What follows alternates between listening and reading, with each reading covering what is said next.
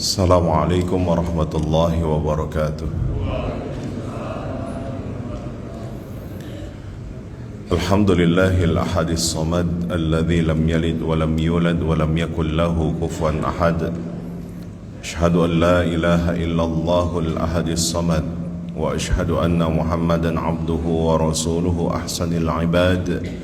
Allahumma salli wa sallim ala nabiyyina Muhammadin سيد السادات وعلى آله وأصحابه النجوم نيرات أما بعد رضينا بالله ربا وبالإسلام دينا وبمحمد نبيا ورسولا ربنا زدنا علما وارزقنا فهما. Jamaah salat subuh yang dimuliakan Allah Subhanahu wa taala, kita bersyukur sekaligus memuji Allah dengan mengucap kalimat alhamdulillahi rabbil alamin, yang mudah-mudahan seluruh rangkaian wujud syukur nikmat yang kita aktualisasikan melalui ibadah tadi tentunya besar harapan bisa diterima oleh Allah Subhanahu wa taala dengan penerimaan yang terbaik, sekaligus menjadi amalan-amalan terbaik pula di saat kita menghadap Allah Subhanahu wa taala. Salawat dan salam senantiasa tercurah limpah pada suri tauladan kita Nabi Muhammad sallallahu alaihi wasallam beserta keluarganya, sahabat-sahabatnya, tabi'in wa tabi'in at-tabi'in, yang mudah-mudahan kita mampu melanjutkan estafet dakwahnya, menghidupkan segala sunnah-sunnahnya, dan besar harapan salawat yang terucap melalui lisan kita ini akan menjadi syafaat bagi kita di yaumil qiyamah. Kita awali kajian kita pada pagi hari ini dengan mengharap ridha Allah Subhanahu wa taala melalui suratul Fatihah. Sebagaimana Allah sampaikan, wa nunazzilu minal Qur'ani ma huwa shifaa'un wa rahmah. Kami turunkan ayat-ayat Al-Quran itu mengandung syifa, obat penawar. Kalau penyakitnya fisik, maka Nabi tegas mengatakan likulli da'in dawaun. Setiap penyakit fisik itu pasti ada obatnya. Bisa bentuknya pil, bisa bentuknya sirup. Tapi kalau sudah terserang penyakit batin, tidak ada obat melainkan ayat-ayat Al-Quran. Maka mudah-mudahan Fatihah yang dibaca menjadi syifa, obat penawar dari setiap penyakit yang ada pada diri kita, baik zahir maupun batin, sekaligus menjadi nilai rahmat dan pahala bagi mereka yang sudah berkontribusi terhadap masjid ini, baik yang mewakafkan, yang menginfakkan hartanya, tenaganya, pikirannya, waktunya, pengurus yang tentunya terus khidmat melayani umat, dan jamaah yang terus istiqamah untuk memakmurkan masjid ini. Ala hadhihi niyyah wa bikulli niyatin salihah. Al-Fatihah. A'udzu billahi minasyaitonir rajim. Bismillahirrahmanirrahim. Alhamdulillahi rabbil alamin arrahmanir rahim maliki yaumiddin. Iyyaka na'budu wa iyyaka nasta'in. Ihdinas siratal mustaqim. Siratal ladzina an'amta 'alaihim ghairil maghdubi 'alaihim waladdallin. Amin.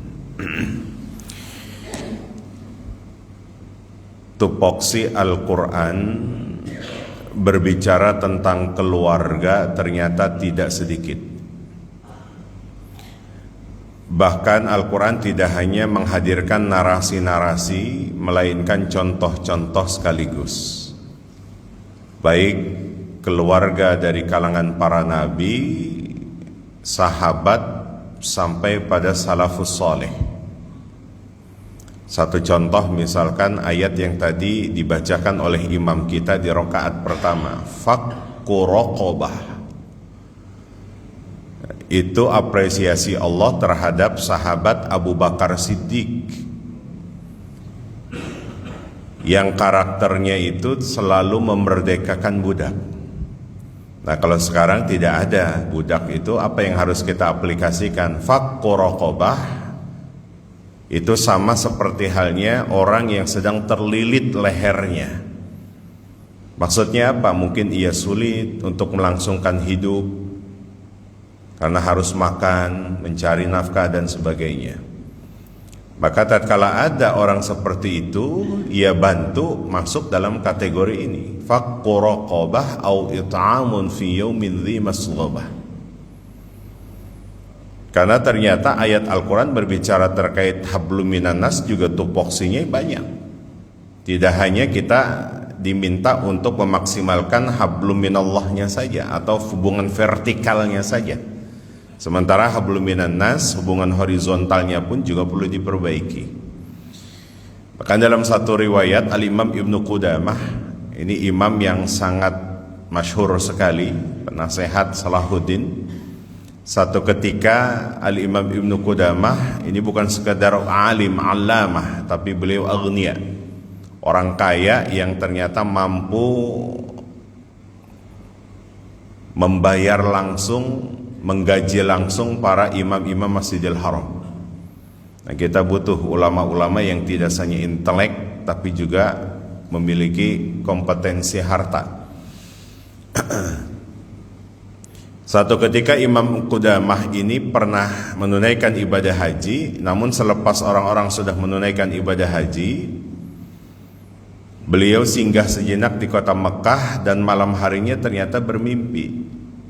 Dikunjungi dua malaikat ini berkomunikasi berapa banyak jumlah jamaah haji hari ini, tahun ini, kurang lebih sekitar 6 ribuan.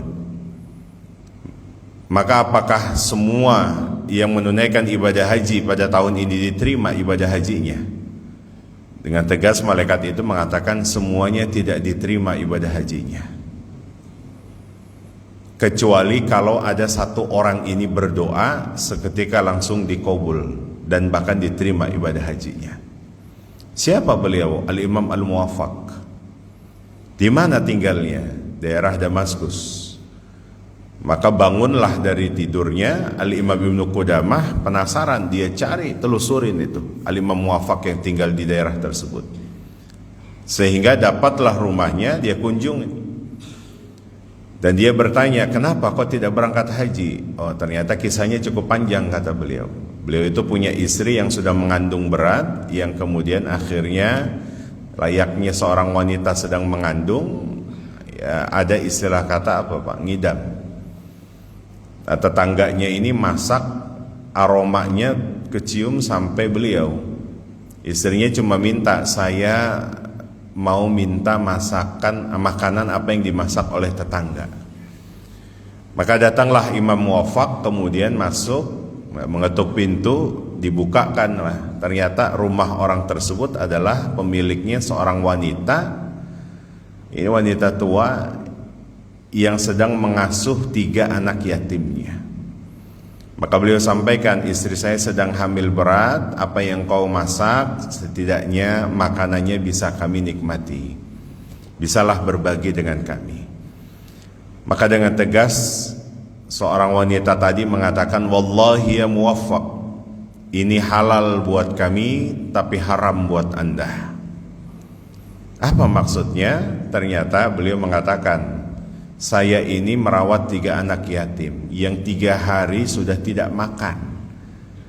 Kami sulit untuk melangsungkan hidup karena kami tidak punya perbekalan. Maka apa yang ada pada kami itulah yang kami kelola. Ketika kami lihat ada bangkai, kemudian kami kelola, kami masak itu. Maka disitulah akhirnya aromanya tercium ke rumahnya Muwaffaq. Maka istrinya meminta. Saking ibanya Al-Imam Muwaffaq akhirnya balik pulang. Harta yang tadinya dia gunakan untuk menabung melaksanakan ibadah haji seketika langsung diberikan kepada wanita tersebut untuk melangsungkan hidupnya.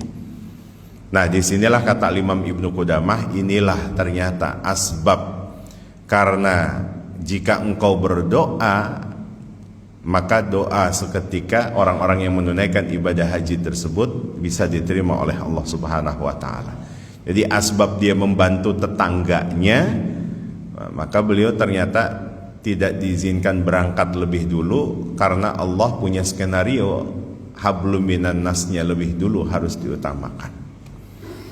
Maka kami punya guru Abuya Kiai Haji almarhum, ya, ini Ali Mustafa Ya'qub, beliau menulis satu kitab itu namanya Haji Penyembah Iblis. Nah, itu menarik sekali. Kadang ada orang yang selalu menunaikan ibadah haji tapi tidak pernah punya empati, peduli kepada tetangganya. Yang kadang kita tidak tahu bahwa tetangganya itu adalah faqqu raqabah, ya, orang yang sangat terlilit untuk bisa melangsungkan hidupnya. Mudah-mudahan Ya, Allah berikan karakter seperti ini kepada kita, tidak hanya kepada Abu Bakar Siddiq. Ini salah satu potret bahwa Al-Quran itu tidak hanya bicara tentang narasi, tapi juga mengangkat kisah-kisah yang ideal. Bahkan dalam berkeluarga sekalipun, Al-Quran pun memberikan kisah-kisah dan contoh-contoh yang ideal. Kenapa Al-Quran begitu penting mengangkat tentang pelajaran keluarga? Karena negara yang ideal itu diukur dari keluarga lebih dulu. Kalau sekolah itu adalah toolsnya saja. Bahkan kata Sayyid Qutb mengatakan, ya, peradaban ini bukan dilihat dari megahnya bangunan. Peradaban ini juga bukanlah dilihat dari mewahnya perekonomian. Tapi justru peradaban ini adalah unsur pentingnya ada pada manusia itu sendiri. Makanya dalam memanusiakan manusia itu dilihat dari keluarganya. Saking pentingnya bahkan Umar Ibnul Khattab memilih pemimpin itu indikatornya dari keluarga lebih dulu. Suatu saat Umar bin Khattab mengirim surat ke kalangan Bani Aslam yang kemudian diterima oleh seseorang yang akan dilantik menjadi seorang pemimpin. Maka begitu bahagianya orang ini karena yang melantik beliau adalah sosok yang begitu karismatik yang mampu menaklukkan Persia dan Romawi. Ini kata beliau. Datanglah beliau berkunjung ke wilayah Madinah karena mendapat surat dari Umar bin Khattab. Ternyata dia dapati Umar bin Khattab itu lagi main sama anak-anak. Pertanyaan yang tidak lazim kemudian dilontarkan, "Anta Amirul Mukminin Umar bin Khattab." Sampean ini Umar bin Khattab? Iya. Dalam pandangan saya Umar bin Khattab begitu karismatik, karena di tangan beliaulah mampu menaklukkan Persia dan Romawi. Nyatanya lagi main sama anak-anak, katanya. Umar bin Khattab bertanya lagi dengan pertanyaan yang tidak lazim juga, sampean punya keluarga? Punya. Pernah main sama anak-anaknya? Dengan tegas orang itu mengatakan, bagaimana mungkin saya punya waktu untuk bermain dengan anak-anak saya? Maka dengan tegas Umar bin Khattab menyatakan, balik pulang saya tidak jadi lantik. Nah, jadi indikator pertama di situ dari keluarga, Pak. Sampai saat ini kita masih meraba-raba nih mencari pemimpin. Sementara Umar bin Khattab mengaplikasikan apa yang Nabi sampaikan. Nabi menerjemahkan apa yang Allah sampaikan. Apa kata Umar bin Khattab? Bagaimana mungkin engkau akan menjadi pemimpin yang tidak ada hubungan darahnya denganmu, sementara anak dan istrimu itu tidak pernah dijadikan qurrata a'yun. Kan jelas doanya, Rabbana hablana min azwajina wa dhurriyyatina qurrata a'yuni waj'alna lil muttaqina imama. Jadi bagaimana mungkin bisa jadi imamul muttaqin kalau anak dan istrinya saja tidak pernah menjadi qurrata a'yun bagi dirinya? Gampang deteksinya, Bapak Ibu. Ya, satu saat kalau ada yang memperkenalkan istrinya dari suaminya itu mudah. Ya, seorang suami mengatakan, Ustadz perkenalkan ini mamahnya anak-anak. Terus saya sudah tebak nih lagi ada masalah nih, jangan-jangan. Karena apa? Karena dia memperkenalkan dengan cara seperti itu. Dia tidak pernah menghadirkan kata-kata yang membuat qurrata ayun bagi anak dan keturunannya. Ustadz perkenalkan ini istri saya, belahan jiwa saya, separuh hidup saya, setengah keimanan saya bisa sempurna karena ada beliau. Saya tanya, Bu, ibu-ibu ada? Nah, ibu dikenalin begitu nggak sama suami ibu? Enggak.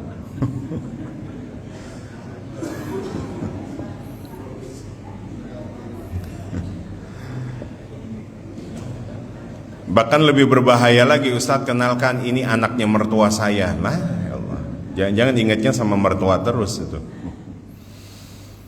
Inilah salah satu tolok ukur.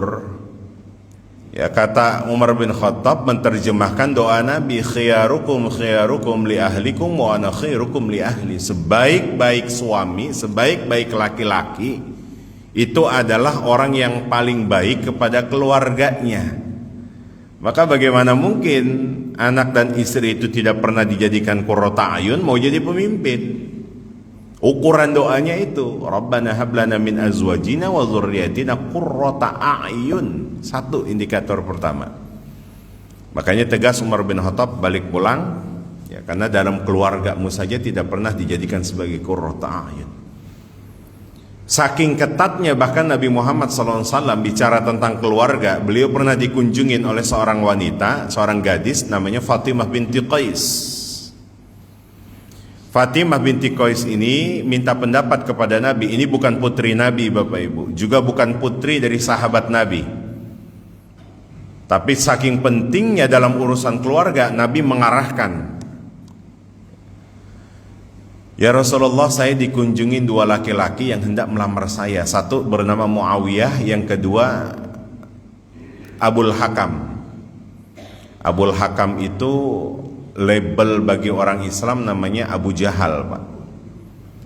Itu kan di kalangan pengikutnya beliau dipanggil Abul Hakam. Karena apa? Karena the father of wisdom.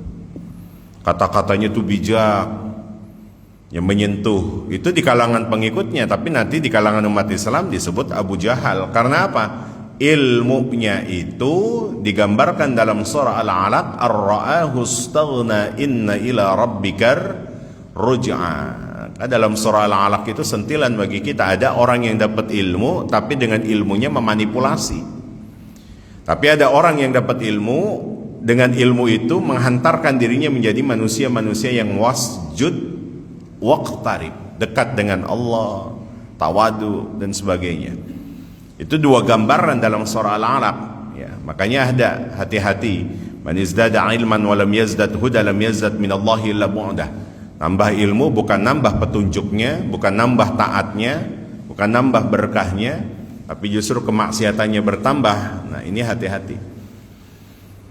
Sehingga gambaran dalam surah Al-Alaq itu mencerminkan dua karakter. Karakter pertama adalah Abu Jahal, karakter kedua adalah Umar bin Khattab.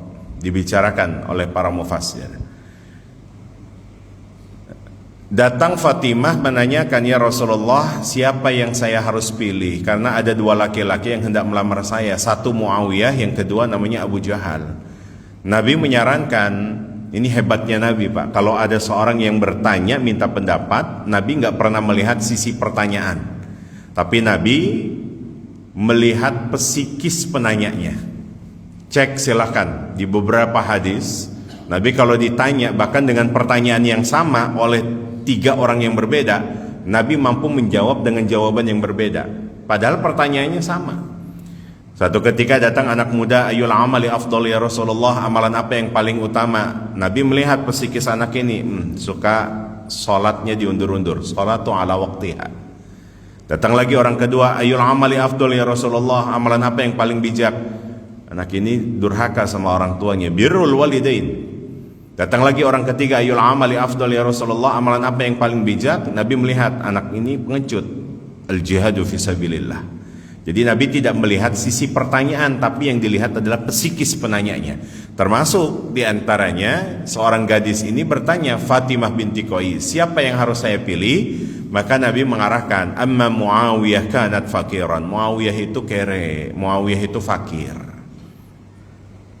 Jadi tipenya ini wanita tidak sanggup kalau pendamping hidupnya tidak punya apa-apa. Karena apa? Karena nanti latar belakang Muawiyah kan seperti itu. Nanti dididik oleh Nabi menjadi manusia yang paling hebat. Wa amma Aba Jahlin yad'u al-'asa 'ala 'atifi. Sementara Abu Jahal itu suka memegang tongkat. Maksudnya apa? Suka mukul. Dan kamu tidak akan sanggup berumah tangga dengan beliau. Gadis ini bertanya siapa di antara dua laki-laki ini, tapi Nabi menyarankan orang ketiga. Ini aneh. Fankihi Usamah, nikahlah bersama Usamah.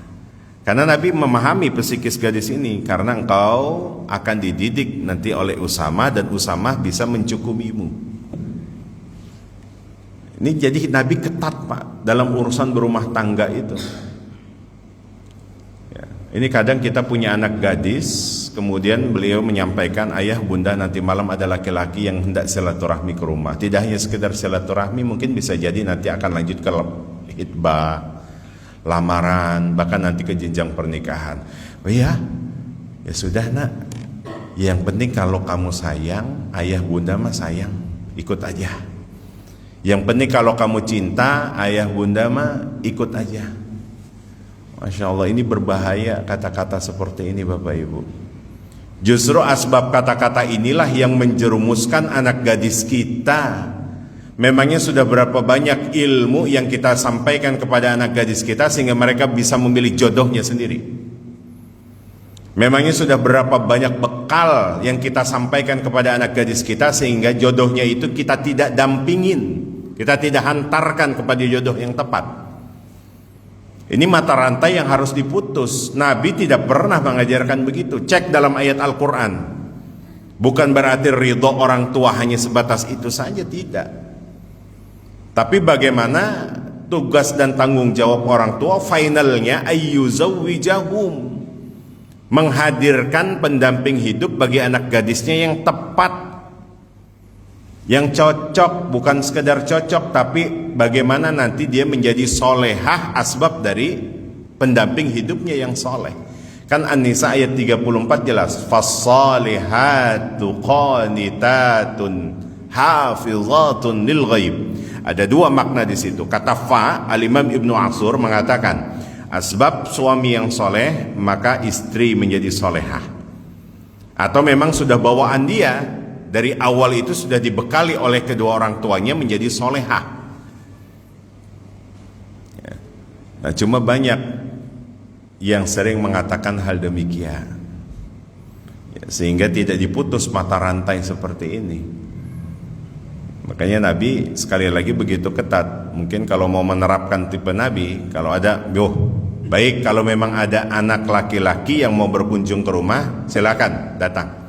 Nanti temui ayah, sampaikan kepada anak laki-laki itu, kalau memang kau suka sama anak gadisku, besok balik. Ngapain? Bawa laptop. Ngapain bawa laptop? Presentasikan kalau kau mau menikah dengan anak saya, nanti anak pertama, anak kedua kau akan didik seperti apa. Kira-kira balik lagi nggak laki-laki itu, Pak?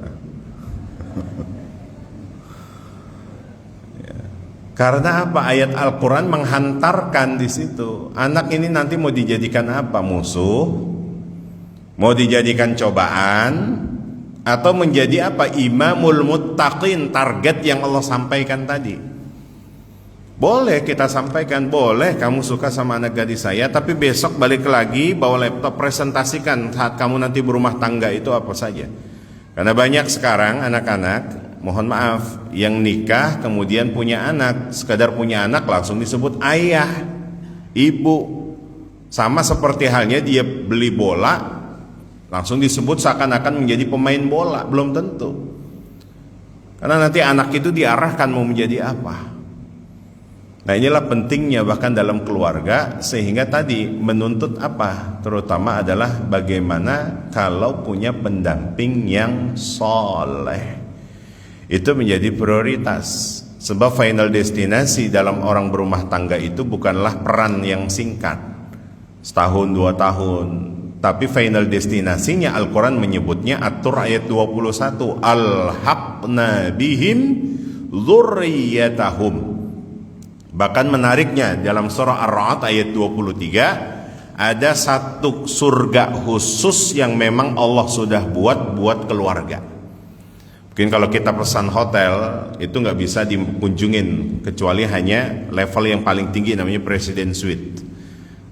Tapi kita ingin satu keluarga itu bisa masuk, itu ada namanya Family Suite. Family Suite itu dalam surah Ar-Ra'd diungkapkan jannatu adni yadkhulunaha wa man salaha min abaihim. Jadi ada surga namanya surga Aden yang nanti dimasukkan diantaranya ada ayah bundanya, kakek neneknya, anak cucunya, cicit sampai cocotnya dan sebagainya. Itu bukti bahwa Allah sudah persiapkan satu surga khusus untuk keluarga-keluarga yang ideal. Maka penting kalau punya anak gadis, apa yang perlu kita sampaikan? Cari pendamping yang soleh, karena nanti asbab kesolehan itu akan menjadi asuransi buat anak dan keturunan-keturunannya. Ini wallahi saya sampaikan, Pak. Hadirkan di antara bapak yang punya asuransi. Adakah asuransi yang bisa mengcover buat anak keturunan kita tak terbatas, unlimited? Bahkan tidak cukup dunianya saja yang di cover, tapi akhiratnya bahkan di cover. Karena apa? Karena kesolehan. Cek semua para nabi, di akhir hayatnya apa yang beliau minta? Nabi Muhammad, hari Jumat beliau jatuh sakit, masuk ke dalam kamar, kemudian diruqyah oleh Sayyidah Aisyah. Sakitnya semakin parah, bahkan dalam riwayat Imam Abu Dawud dikatakan bahwa kalau Nabi sakit itu 2 kali lipat rasa sakitnya dari umatnya. Hari Senin pagi sebelum subuh beliau seakan-akan sudah fit kembali, maka beliau keluar dari kamarnya, dari rumahnya, didapati di situ posisi mihrab sudah ada Abu Bakar Siddiq, sahabat beliau, yang menggantikan beliau menjadi posisi imam. Ini yang menjadi dalil nanti al-imamatus sughra takunu bi amamatil kubra. Imam dalam salat itu potensi menjadi sebuah pemimpin dalam wilayah. Maka syarat mutlak selepas peninggalan Nabi, siapa yang harus melanjutkan? Abu Bakar Siddiq. Selepas salat subuh, karena sahabat-sahabat meyakinkan Nabi ini sudah kembali pulih, Abu Bakar izin, ya Rasulullah, izinkan saya untuk menengok istri saya yang keempat, karena saya melihat engkau ini kondisinya sudah fit kembali. Maka diizinkan. Yang nanti Abu Bakar itu merupakan satu-satunya sahabat yang terlambat menerima informasi kematian Nabi. Akhirnya masuk lagi Nabi ke dalam, ternyata jatuh, Pak. Disitulah semakin berat rasa sakit beliau. Dan ternyata pas hari Senin itu, selepas sholat subuh, itu merupakan detik-detik terakhir beliau. Sampai di akhir hayat beliau mengatakan apa? Alhiqni bis-sholihin. Ya Allah, kumpulkan aku kelak di akhirat bersama orang-orang yang soleh. Itu spesialnya dari orang soleh itu. Sampai Nabi minta agar kelak di akhirat dikumpulkan sama orang soleh. Nabi Yusuf alaihi salam terekam dalam surah Yusuf ayat 100. Rabbi qad ataitani minal mulk, ya Allah engkau sudah anugerahkan kekuasaan ini kepadaku, wa ataitani min ta'wilil ahadis, wa 'allamtani min ta'wilil ahadis, engkau juga mengajarkan ta'wilul hadis, artinya bisa membaca kondisi, bahkan membaca takbir mimpi. Di sini ada kajian tafsir mimpi enggak, Pak? Ada? Oh belum? Jangan ya, nanti pada curhat semua nanti. Karena dalam mimpi itu ada 3 ya kaidahnya. Ada mimpi yang merupakan ru'yah as-salihah, tatkala kita melihat orang-orang soleh itu, ini menjadi ru'yah as-salihah. Ada lagi mimpi yang tidak ada maknanya, ya la ma'na lahu. Ya, contoh misalkan selepas kajian ini mungkin ada sedikit makanan yang bisa kita konsumsi, akhirnya ada jamaah yang nggak kedapetan. Nah, sampai malam ke bawah mimpi itu. Nah, itu nggak ada maknanya tuh, Pak. Nah, yang ketiga itu ada mimpi merupakan teror setan. Dan ini yang pernah dialami oleh Nabi Yusuf. Inni ra'aitu ahada asyara kaukaban wasyamsa wal qamara ra'aituhum li sajidin. Ini teror nih. Makanya kata ayahandanya Nabi Yakub, la taqsus ru'yaka ala ikhwatika. Jangan kau ceritakan. Mimpi buruk itu nggak boleh diceritakan. Anehnya sekarang jadi update status tuh, Pak. Ya, nggak boleh memang diceritakan, tapi jadi status dia semalam mimpi ini. Nah, itu sebab kenapa? Karena itu menjadi doa yang kemudian akhirnya Nabi Yakub alaihissalam mengingatkan jangan diceritakan. Tapi karena kekhawatiran Nabi Yakub alaihissalam kepada Nabi Yusuf alaihissalam, akhirnya menjadi sebuah doa. Ya, maka inilah berbahayanya orang tua kalau ternyata segala sesuatu yang tidak baik itu diucapkan melalui lisan. Baik, Bapak Ibu yang dirahmati Allah Subhanahu wa taala, apa yang diminta Nabi Yusuf? Tawaffani musliman wa alhiqni bis salihin, di penghujung ayat 100. Ya Allah, wafatkan aku dalam keadaan muslim dan kumpulkan aku di akhirat bersama orang-orang saleh. Semua para nabi minta kelak nanti di akhirat bisa kumpul sama orang-orang soleh, karena orang soleh itu sudah disiapkan surganya. Makanya kalau punya anak gadis itu cari dulu, cek and recheck dulu, solehkah anak ini. Itu ukurannya. Sebab kenapa? Karena nanti kalau dia bisa berkolaborasi dalam kesalehan, Masya Allah, bersyukur. Asbab dari kesolehan orang tuanya lah itu yang akan menjadi asuransi buat anak dan keturunannya. Tidak hanya di dunia, tapi sampai di akhirat itu di cover. Asbab kesolehan orang tua. Kita tengok dalam surah Al-Kahfi ayat 82. Wa ammal jidaru fakana li ghulamaini yatimaini fil Madinah wa kana tahtahu kanzul lahuma wa kana abuhuma salihah. Sampai situ dulu. Ayat ini penggalan panjang dari kisahnya Nabi Musa alaihi salam yang belajar kepada Nabi Khidir alaihi salam. Nabi Khidir sudah meyakinkan kau nggak akan sanggup ngikutinku. Tapi Nabi Musa memahami dan bahkan meyakinkan dirinya, saya sanggup ikut. Itulah Nabi Musa memahami bahwa ilmu itu didatangi, Pak. Bukan mendatangi, tapi ilmu itu didatangi. Kalau memang kita mau berguru, mau belajar, mau taklim, maka definisi taklim itu murid datangin guru, bukan guru datangin murid. Itu definisi taklim. Beda dengan dakwah. Kalau dakwah itu dai mendatangi mad'unya, bukan mad'u mendatangi dai-nya. Makanya saya tanya, ini taklim apa dakwah nih? Hah? Taklim juga, dakwah juga, karena difasilitasi. Saya bisa hadir di sini, Bapak Ibu bisa hadir.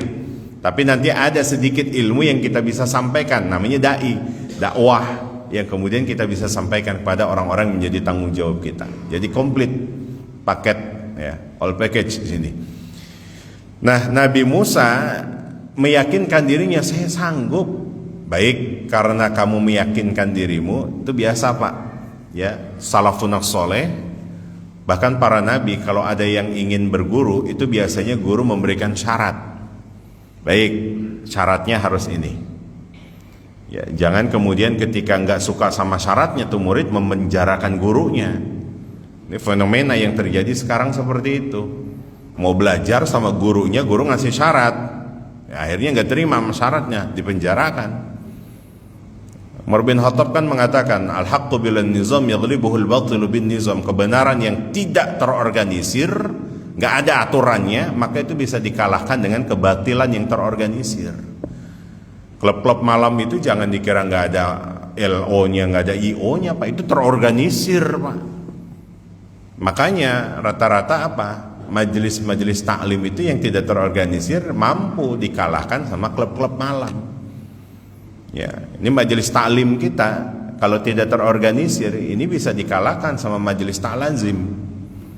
Nah, itulah salah satu mutlak, maka harus ada organisatornya.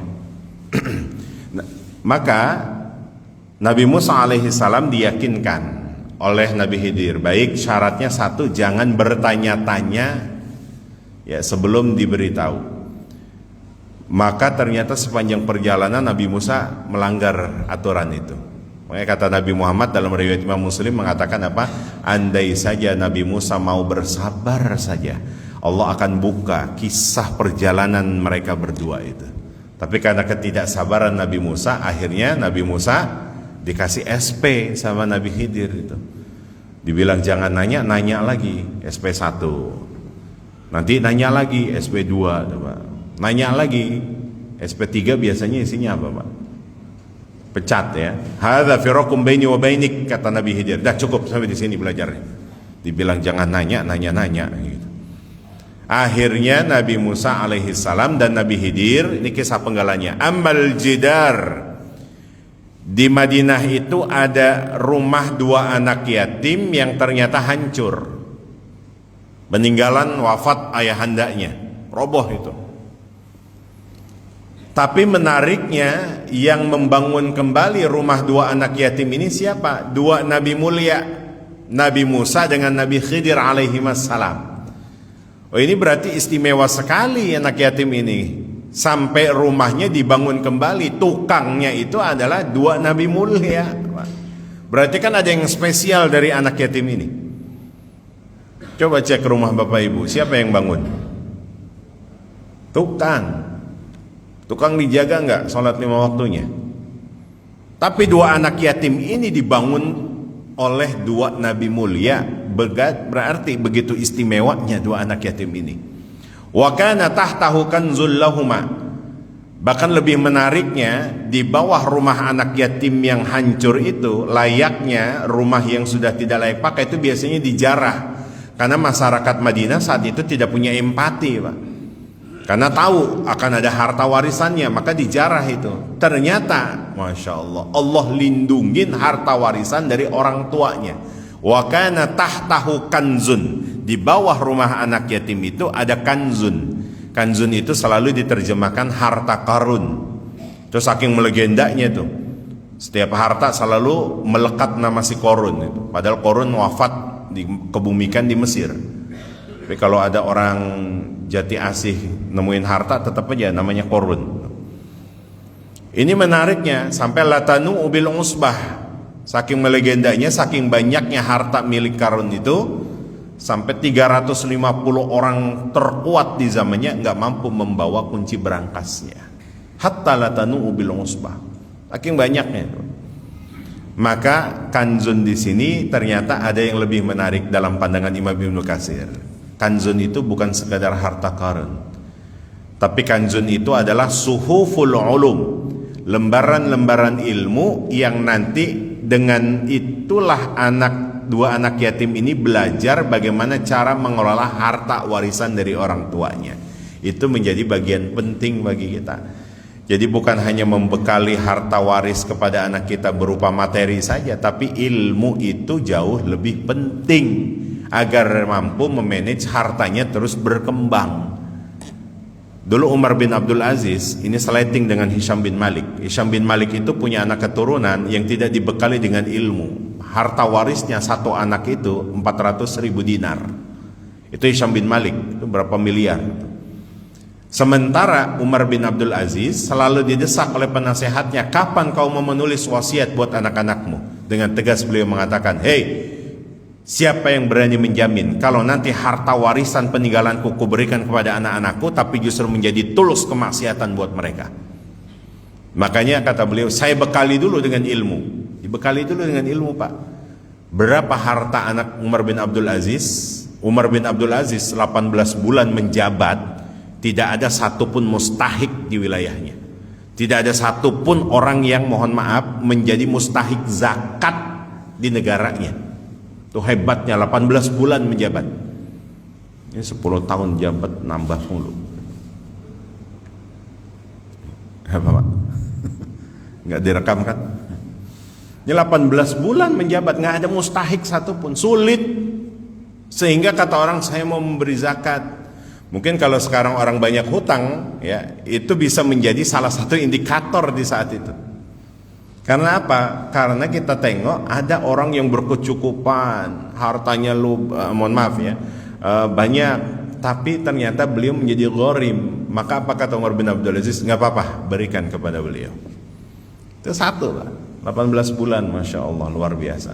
Nah, sehingga saat itu kata Umar bin Abdul Aziz, beliau mewariskan kepada anak-anaknya cuma satu anak dikurs rupiahkan 2 juta rupiah. Hebatnya dari anak-anak Umar bin Abdul Aziz, akhirnya apa? Dari 2 juta harta peninggalan ayahandanya dikembangbiakan karena ilmunya ada. Di antara anak-anaknya bahkan ada yang mewakafkan 100 kuda perang di Daulah Abbasiyah. Ya, untuk dinasti Abbasiyah itu 100 kuda perang. Berarti apa sekarang namanya? Iya, Masya Allah, itu harganya berapa? Nah, ini salah satu bukti bahwa ternyata kata kanzun itu jangan diterjemahkan oleh Ibnu Katsir bukan hanya sekedar harta karun saja, tapi suhuful ulum, bekal ilmu. Menariknya, satu, rumah anak yatim ini dibangun oleh 2 nabi mulia. Harta peninggalan ayahandanya itu ternyata dilindungi oleh Allah Subhanahu wa taala. Kenapa bisa seperti itu? Ternyata kuncinya di sini. Wa kana abuhuma shaliha. 2 anak yatim ini karena punya orang tua yang soleh. Asbab kesolehan orang tua lah akhirnya mampu melindungi anak yatim ini secara tidak langsung.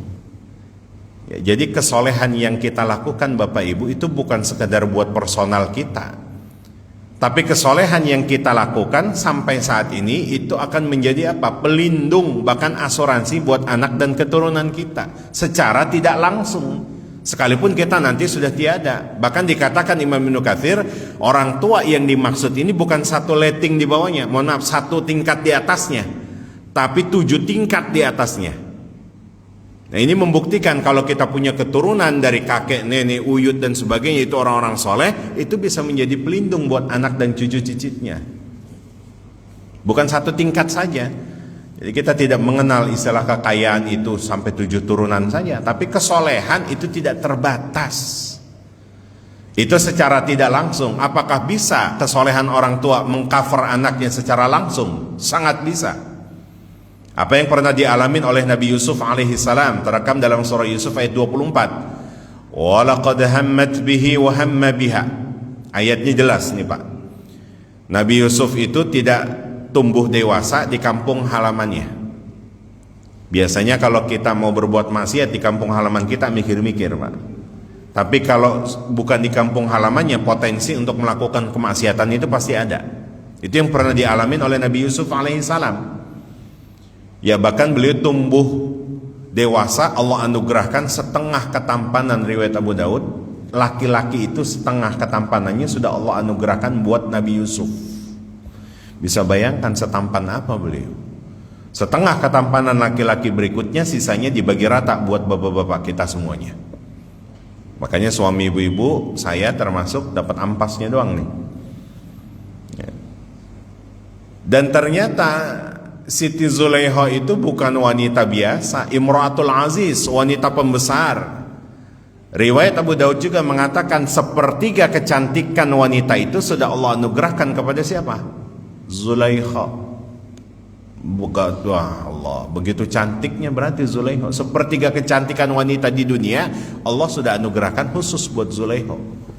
Sepertiga kecantikan wanita berikutnya Allah berikan khusus untuk Siti Sarah, istri daripada Nabi Ibrahim alaihissalam.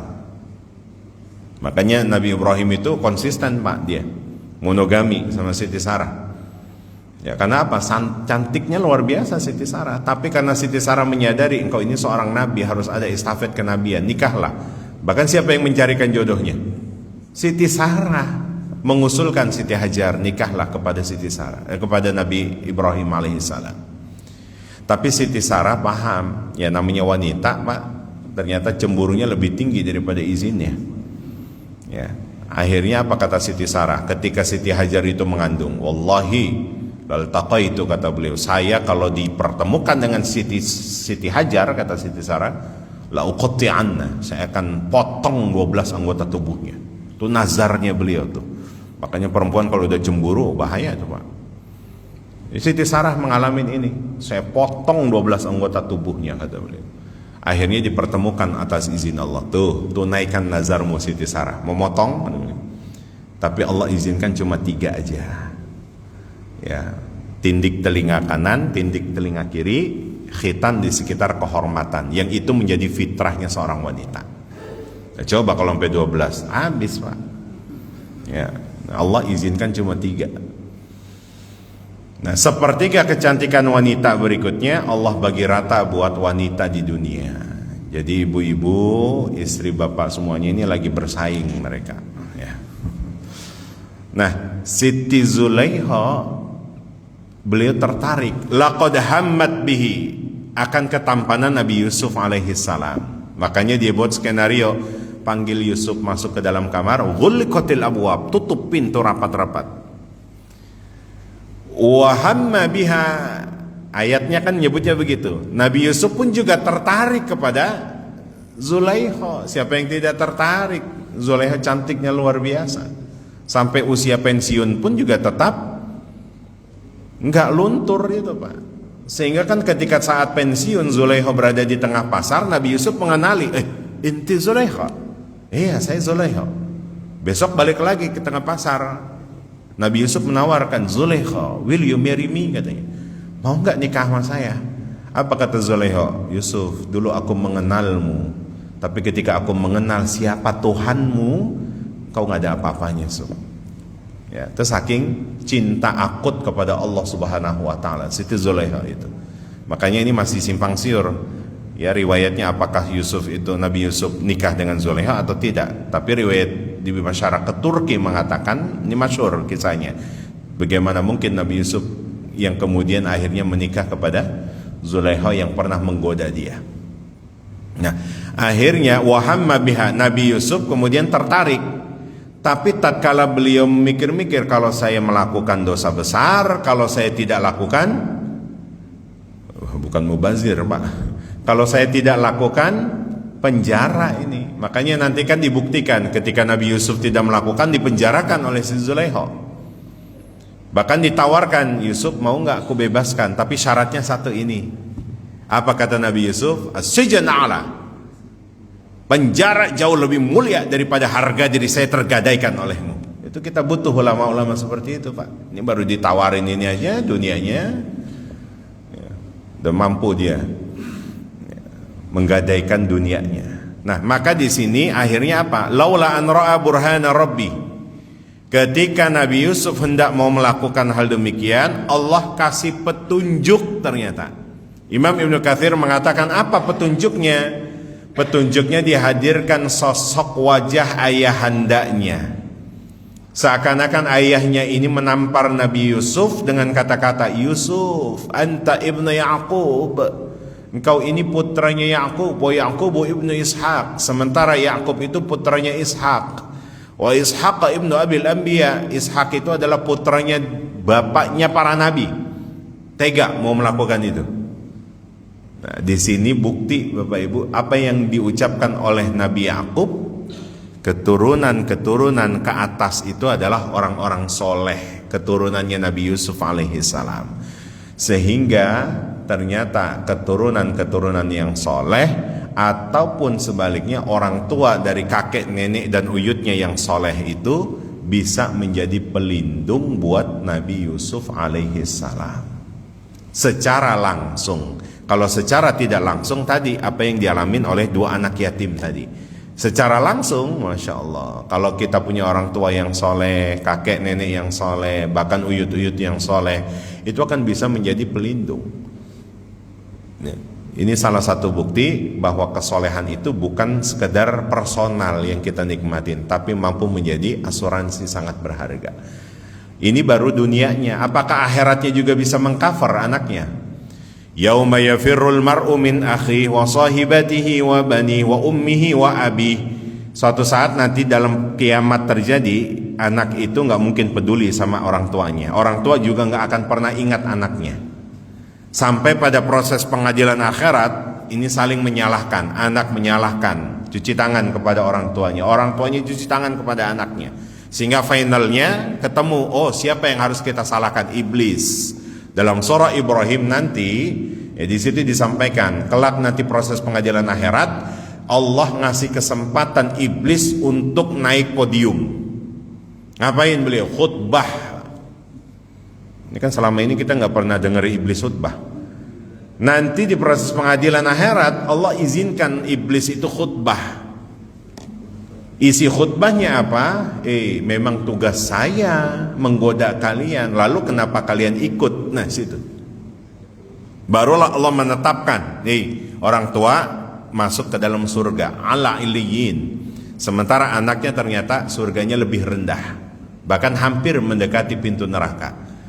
Maka apa yang terjadi ketika orang tua itu masuk ke dalam surga dengan berbagai macam fasilitas kenikmatannya? Apa yang pertama kali Pak ditanyakan?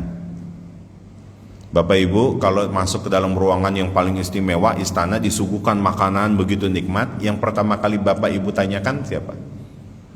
Di mana anak keturunan saya? Ya, inilah kasih sayangnya orang tua ternyata tidak hanya di dunia, sampai di akhirat. Di mana anak keturunan saya?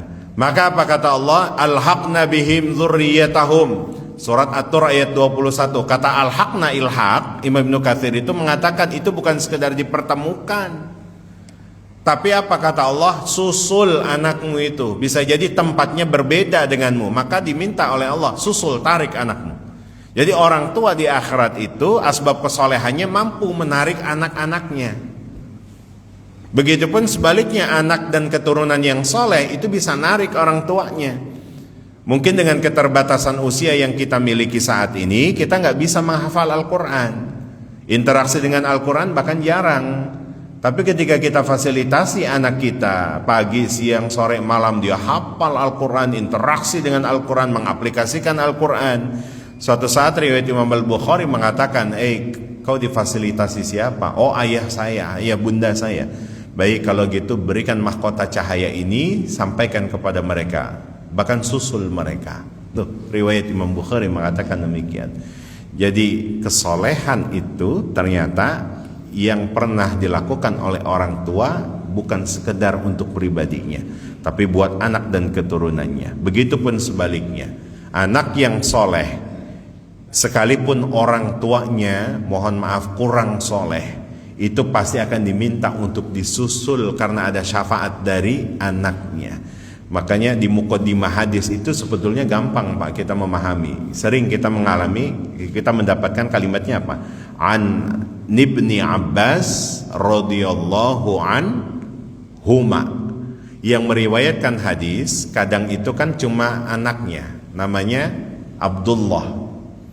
Tapi kenapa kok ketika didoakan itu diikut sertakan orang tuanya? Radhiyallahu anhuma. Padahal Abbas paham betul sibuknya luar biasa, tapi beliau sadar anaknya jangan sampai tidak bisa mendapatkan ilmu langsung dari Rasulullah SAW. Makanya saat itu beliau letakkan anaknya diasuh di Ahlus Suffah itu oleh Nabi Muhammad SAW. Sehingga kalau kita mengkaji hadis di muqaddimah sudah bisa pahami, oh yang meriwayatkan hadis ini adalah putranya Abbas. Tapi kenapa doanya diikutsertakan orang tuanya? Anak yang soleh itu ternyata menjadi investasi buat orang tuanya. Nah maka mudah-mudahan sekali lagi kesolehan yang kita lakukan ini setidaknya menjadi pelindung baik secara langsung maupun secara tidak langsung buat anak dan keturunan kita, yang tidak hanya dibatasi di dunia tapi kelak nanti berdampak pada akhiratnya, dikumpulkan satu surga khusus, jannatu adni yadkhulunaha wa man salaha min abaihim. Jadi kalau ada orang tua yang soleh, anak keturunan yang soleh, istri yang solehah dan sebagainya, nanti ketika mereka dimasukkan ke dalam surga disambut oleh malaikat, salamun alaikum bima sabartum. Selamat buat kalian karena kesabaran kalian untuk menjadi orang-orang yang saleh. Barangkali ini yang dapat saya sampaikan, Bapak Ibu yang dirahmati Allah Subhanahu wa taala. Kalau ada yang ingin ditanyakan atau didiskusikan, falyatafadhal.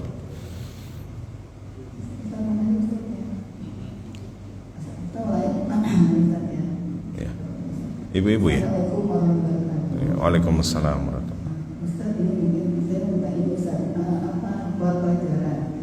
Musibah ini kan terjadi di Aceh dan Sumatera, yang kita tuh selalu jadi di sana. Dan di sana tuh selalu sambil Mekah ya, sambil Mekah orang di Sumatera Barat tuh akan ibadah semua. Tapi kenapa ya musibah itu selalu tidak di sana gitu? Sedang ada data lain yang mungkin sudah tidak kesedihannya, sudah ini, tapi sudah kedolimannya Allah masih jaga itu Ustaz.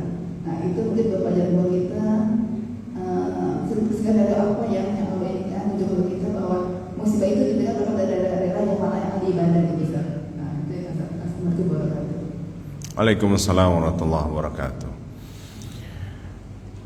Jangan pernah menyalahkan, ini selalu kita ini di distorsi akidah kita, Pak. Dalam sebuah pemberitaan setiap ada musibah pasti selalu yang disalahkan siapa, Pak? Alam. Yang menciptakan alam ini siapa memangnya? Allah Subhanahu wa taala. Berarti secara tidak langsung kita menyalahkan sang pencipta. Ini dangkalnya sebuah akidah ya seperti itu. Dalam surah Al-Ankabut ayat 2 kita jelas memahami, ahasiban nasu ayyutraku ayyaqulu amanna wa hum la yuftanun. Jangan dikira orang itu kalau sudah mengikrarkan kalimat la ilaha illallah Muhammadur Rasulullah wahum la yuftanun, itu nggak diuji sama Allah. Kata yuftanun itu berat Pak ujiannya. Yuftanun itu diambil dari akar kata fitan. Fitan itu apa? Ujian yang tidak hanya menggoncang pribadinya, tapi sampai kepada dimensi batinnya. Suatu saat nanti dalam surah Al-Baqarah ayat 214 dikatakan, am hasibtum an tadkhulul jannata wa lamma ya'tikum masatkumul ba'sa wad-dharra hatta zulzilu. Kita ini nanti orang-orang beriman itu ketika diuji oleh Allah sampai dia mengatakan, ya Allah kapan pertolonganmu datang? Itu sampai goncang itu, dan itu pernah dialamin oleh Nabi. Makanya Allah kadang ya memberikan sebuah ujian itu bukan berarti apa? Bukan berarti Allah tidak sayang, tapi Allah ini karena saking sayangnya. Maka kita memandang sebuah musibah itu perspektifnya apa dulu? Kalau perspektifnya Allah, maka ini menjadi ujian yang nanti setiap ujian itu Pak, namanya seorang orang yang mau diuji pasti akan ada apa? Tingkat derajat yang berbeda. Ada level derajat yang akan dinaikkan oleh Allah Subhanahu wa taala. Ya nggak mungkin orang selesai ujian masih di bawah derajatnya. Nah, ini salah satu bukti ketika memahami konsep musibah. Maka jangan pernah mengarahkan salah satu musibah itu hanya kepada Allah. Ma asaba min musibatin, segala sesuatu yang menimpa kepada diri kita, kata Allah, cepat arahkan pada apa? Sesuatu yang baik. Jangan diarahkan pada sesuatu yang tidak baik. Kalau tidak baik, maka itu kan menjadi sebuah kenyataan. Kepada yang baik, yang seperti apa? Ya contoh, ini kan setiap apapun yang terjadi pada kita, kan musibah itu kan segala sesuatu yang menimpa. Contoh air hujan baru turun, makanya Nabi arahkan, Allahumma shayyiban nafi'an. Ya Allah, segala yang menimpa ini menjadi manfaat buat kami. Ada ekosistem kehidupan. Termasuk pagi ini saya bisa ketemu sama Bapak Ibu, ini musibah nih. Ya, tapi arahkan seperti apa? Jangan kemudian mengarahkan, wah ini musibah, kita nanya-nanya mulu nih gitu. Ya, ini satu Pak. Jadi kenapa kok harus pada titik-titik tertentu? Ya memang begitu kondisinya orang beriman. Jangan dikira masuk surga itu mudah kalau belum diuji dari yang ringan ke yang berat sampai kegelisahan dalam batinnya dia. Ya Allah, kapan kau bantu aku? Karena nggak mudah. Ya, jadi Allah memang memilih khusus kalau sudah cinta kepada seorang hamba. Allah alam bisawab. Ya, fadal Pak. Ya, silakan. Waalaikumsalam.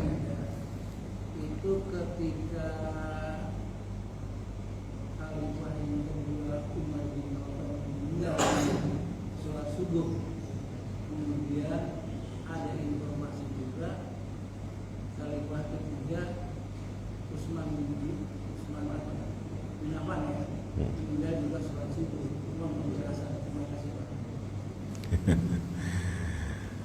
Ya Allah, kata subuh itu ini menjadi kiasan, peringatan Pak.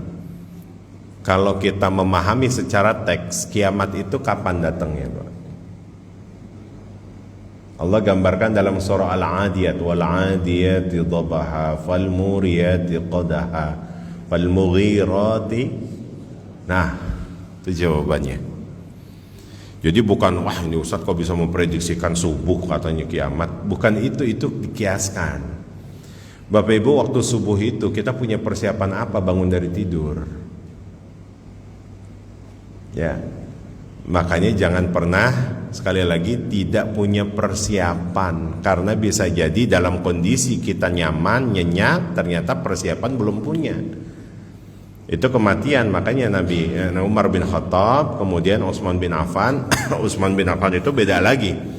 Ya beliau bahkan Masya Allah, waliyadzubillah, itu sudah jadi jasad saja, sudah jadi jenazah saja itu masih dieksekusi. Itu saking apa namanya, tidak biadabnya ya. Itu dieksekusi. Makanya Nabi Muhammad datang dalam mimpinya Utsman bin Affan, kau tidak boleh berpuasa, kau tidak boleh berbuka, tidak dapat berbuka. Iya tidak. Apa kata Nabi? Nanti berbuka, nanti sore berbuka kita. Makanya paginya beliau wafat itu. Nanti sore kita berbuka bersama ya. Itu saking indahnya kematian seseorang. Artinya apa? Saya ingin tekankan bahwa jangan sampai ketika datang kematian kita belum punya persiapan, seperti halnya orang bangun dari tidur itu. Itu maksudnya. Kapan bangun dari tidur? Ya waktu subuh. Makanya setiap bencana itu kadang ada orang yang punya persiapan, kadang ada orang yang tidak punya persiapan. Persis seperti halnya al-mughirat as-subha. Jadi ketika waktu subuh orang bangun dari tidur tidak ada persiapan-persiapan apapun. Makanya Allah ngetuk, andaikan satu surat saja yang Allah turunkan dari sekian banyak surat di Al-Quran, mungkin Allah hanya memberikan satu surat, yaitu surah Al-Asr. Wal 'asr innal insana lafi khusr illa alladhina amanu, dan seterusnya. Karena apa? Innal insana lafi khusr. Manusia dengan berbagai macam aktivitasnya itu potensi mengalami kerugian. Ya, baik, Allah alam bisawab. Barangkali itu Pak. Ini kiasan saja sebetulnya. Terakhir ada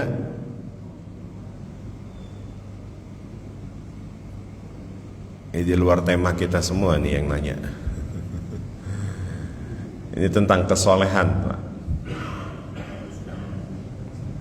Ya, tamam? Cukup? Ciri orang soleh, ciri orang soleh itu seperti apa Ustaz? Yang benar-benar misalnya Al-Quran yang seperti diminta sama Pak Nabi, orang yang soleh. Orang-orang yang soleh. Sesuai yang diminta oleh Pak Nabi, maksudnya orang yang soleh. Iya. Definisi soleh itu satu, bukan sekedar fisik yang baik. Kalau fisik yang baik itu namanya thayyib. Makanya kalau kita ketemu sama orang Arab, kaifa halak ya sidi? Ana thayyib, na thayyib. Itu menunjuk kepada fisik yang baik. Fisik baik itu dalam bahasa Arab namanya thayyib. Di Indonesia namanya thayyib nggak pulang-pulang gitu kan. Enggak hanya orang thayyib, orang yang punya fisik baik aja, tapi harus punya apa? Sifat baik, Pak. Maka sifat baik itu namanya khair. Jenazah sebelum disolatkan diminta kesaksian, ini jenazah khair enggak? Khair, itu sifatnya itu Pak. Sifatnya sifat baiknya nih. Oh, mau dia overdosis, mau dia nyekek botol, matinya tetap aja kita diminta kesaksian khair. Kalau ada saya di situ enggak khair dia. Berani enggak begitu Pak? Udah enggak pernah ke masjid, udah tiap ada orang mau ngaji dihalang-halangin. Ya kalau emang nggak khair, karena kesaksian ketika kita menyebutkan khair, udah fitnah kubur itu bebas, kan begitu hukumnya. Ya, nanti apa yang mengganjal bagi dia? Nanti yang mengganjal itu adalah hutang-hutangnya. Nah kemudian yang ketiga, orang punya sifat baik belum tentu punya sikap baik ke orang lain. Maka orang yang bersikap baik itu namanya ma'ruf. Ya, wal takum minkum ummatu yad'una ilal khairi ta'muruna bil ma'ruf. Orang yang punya sikap baik ke orang lain itu namanya ma'ruf. Orang non muslim punya enggak sikap baik ke orang lain? Banyak. Tapi bagaimana kebaikannya itu diikat hanya untuk Allah, dan itulah final dari sebuah agama namanya ihsan. Anta'budallaha ka'annaka tarahu fa illam takun tarahu fa innahu yarak. Berbuat baik itu bukan karena berharap imbalan, tapi karena memang ini aturan dari Allah Subhanahu wa taala. Bagi orang non muslim yang berbuat baik karena tidak dilekatkan dengan keimanan tadi, maka bagaimana? Faja'alnahu haba'an manthura, bagaikan debu yang kemudian di atas batu debunya tersiram air hujan, selesai. Tapi karena kita ada keimanan yang kemudian puncaknya itu adalah ihsan, itulah yang dinamakan dengan soleh. Makanya ketika ada anak yang baru lahir, cukup doakan apa? Mudah-mudahan menjadi anak yang soleh, selesai. Ini kadang kita suka memperkuat, mudah-mudahan menjadi anak yang soleh, berbakti kepada kedua orang tua, berbakti kepada agama, berbakti kepada bangsa, berbakti kepada negara, dan sebagainya. Soleh itu udah mencangkup semua. Mencangkup fisik baik, sifat baik, sikap baik, kebaikan hanya untuk Allah Subhanahu wa ta'ala. Ya, itu yang diminta. Sampai dalam surah An-Nisa ayat 69, nanti orang yang bakal masuk surga itu siapa Pak?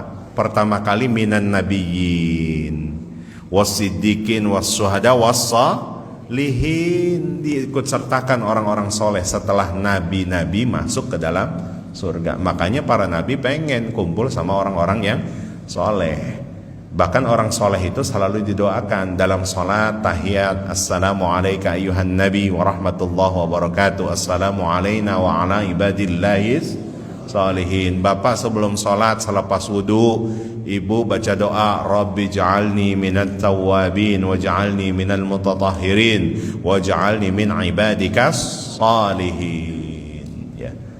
Itu saking istimewanya yang namanya soleh. Baik, mudah-mudahan Allah anugerahkan kesolehan. Tadi saya bilang kan gini, saat menolong jenazah itu kan disaksikan ini mayat hair kayak gitu. Itu apakah ada dalilnya Ustaz? Karena itu memang ada halnya itu sangat bagus karena mengenai sesat kubur Ustaz ya, hair bersaksi gitu. Gimana Ustaz? Iya. Ada hadisnya atau dalilnya? In kana lahu syahidun fi khair, kalau dia disaksikan, ada yang menyaksikan bahwa itu ada jenazah ahli khair, maka apa? Wajabat lahul jannah. Bahkan dalilnya itu, maka wajib dia masuk surga. Itu sifat. Makanya tadi saya katakan kalau memang dia, mohon maaf ya, bahkan Nabi saja ditegur, Pak. Lihat dalam surah At-Taubah ayat 82 atau 84. Kalau memang kita sudah tahu dia indikasi munafik, kan Nabi itu saking sayangnya, Nabi pernah sholat, di belakangnya itu ada Abdullah bin Ubay bin Salul. Itu orang kalau sholat di belakang Nabi, Masya Allah, lebih khusyuk dari sahabat-sahabat yang lain. Wa idha khalau ila syayatinihim, ya, tapi ketika dia sudah berpaling dari ibadah sholat, kumpul kepada teman-temannya, maka dia jelek-jelekin Nabi. Satu saat dia sakit parah, anaknya beliau minta doa sama Nabi, dikasih air tuh Pak, nih suruh minum. Seketika akhirnya apa? Dari mana air itu ditanya? Dari Nabi, maka dibuang tuh airnya. Jangan minta doa sama beliau lagi. Pas giliran Nabi datang, apa yang terjadi? Ya Rasul, doakan saya biar cepat sembuh. Itu munafiknya luar biasa. Sahabat-sahabat Umar bin Khattab udah tahu kalau orang itu munafik, tapi Nabi nggak pernah memperlakukan tidak baik. Sampai ketika beliau wafat saja, Nabi mendoakan. Apa kata Nabi Umar bin Khattab? Ya Rasulullah, kau tahu kemunafikan dia, kenapa kau mendoakan? Ya, apakah salah saya mendoakan, kata beliau. Bahkan beliau hampir mau menyolatkan tuh jenazahnya. Sehingga turun ayat itu, wala tusalli ala ahadim minhum mata abadan wala taqum ala qabri. Muhammad, jangan kau salatkan jenazah yang sudah terindikasi munafik. Akhirnya turun ayat itu, Nabi langsung tinggalin. Ya, terus siapa dong fardu kifayahnya? Cukup keluarganya saja. Ya, ini kalau sudah terindikasi, kita ini nggak bisa menilai orang itu secara zahir. Mohon maaf, kita nahkumun nasa bizahir. Kita ini hanya bisa menilai orang itu secara zahir, tapi kita nggak tahu apa yang ada dalam hatinya. Ya, susah itu dalam hatinya. Tapi kita bisa menilai seseorang itu secara zahir. Dah, itu salah satu jawabannya. Jadi kalau misalkan memang min ahlil khair, maka wajabat lahul jannah. Makanya kalau kita memang secara zahir orang ini nggak pernah, bahkan kematiannya saja suul khotimah, overdosis dan sebagainya. Lalu apakah kita kemudian mengatakan khair dah, fardu kifayah kita mungkin apakah gugur? Iya, cukup nanti diwakilkan keluarganya saja. Oh berarti Islam kejam? Tidak. Ya Bapak Ibu, ini aturan. Dan Nabi mengatakan hal demikian. Bahkan dalam surah At-Taubah itu semuanya skenarionya sudah dibuat oleh Allah Subhanahu wa taala. Wallahu a'lam bishawab. Baik, ada lagi cukup ya? Kita cukupkan, mudah-mudahan apa-apa yang kita kaji Allah maftah alaina futuhal arifin, Allah buka kecerdasan kita untuk bisa memahami ayat-ayat Allah ini dengan pemahaman yang baik, yang dengan itu kita terus berharap sekaligus bermohon agar dikaruniakan kemampuan untuk bisa mengimplementasikan segala kebaikan-kebaikan. Kita tutup dengan mengucapkan alhamdulillahi rabbil alamin, subhanakallahumma wa bihamdika asyhadu an la ilaha illa anta astaghfiruka wa atubu ilaik. Kurang lebihnya saya mohon maaf. Assalamualaikum warahmatullahi wabarakatuh.